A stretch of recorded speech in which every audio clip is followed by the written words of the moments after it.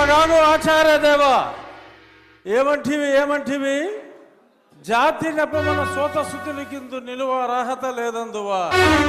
ఎంత మాట ఇది క్షాత్ర పరీక్షయే గాని క్షత్రియ పరీక్ష కాదే. కాకూడదు, ఇది కుల పరీక్షయే అందువా.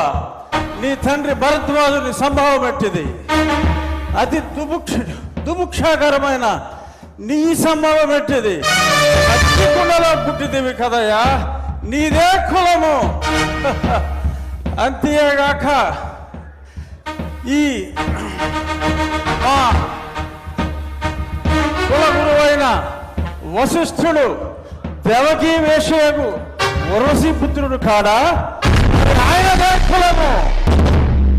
ఆయన పంచమజాతి కన్యకు అరుంధతి యందు శక్తిని, ఆ శక్తి చండాగణ యందు పరాశరుని, ఆ పరాశరుని పల్లె పలుచైన మత్స్యగంధి యందు మా తాత వ్యాసుని, ఆ వ్యాసుడు విధవరాండ్లైన మా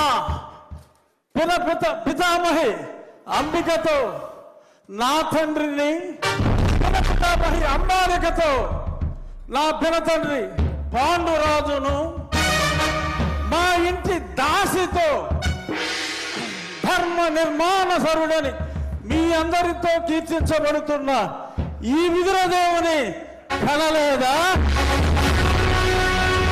నాతో చెప్పిందేమయ్యా.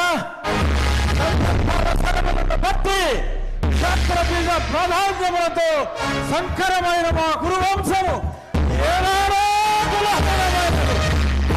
నేను కులము వ్యర్థవాదములకు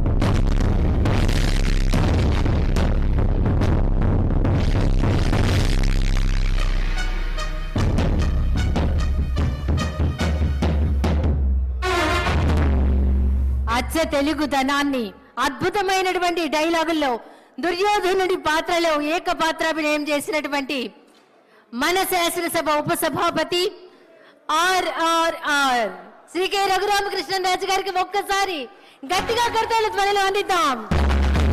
అభినందనలు సార్.